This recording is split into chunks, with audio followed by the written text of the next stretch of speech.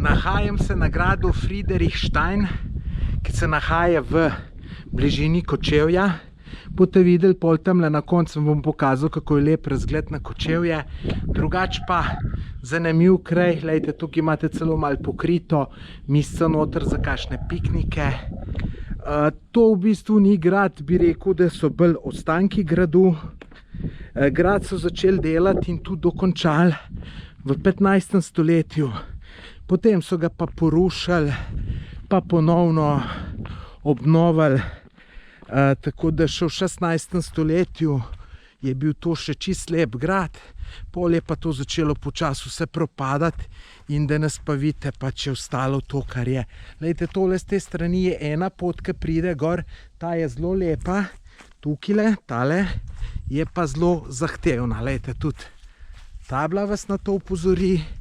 Jaz sem gor prišel po te, ker tisti, ki me poznate, veste, da rad plezam in seveda sem mogel to preizkusiti. Glejte, tudi lepo je opremljeno s klopcem, tako da tak zelo prijeten kraj. Kdo bi rekel, da mogoče nič ni od grada ostalo, ampak jaz vseeno mislim, da se to splača gorjet, ker meni je všeč. Glejte, zdaj boste pa tudi ta glavno stvar videli. Super razgled dol na Kočevje, na Kočevsko jezero. Samo splezati moram tukajle gor.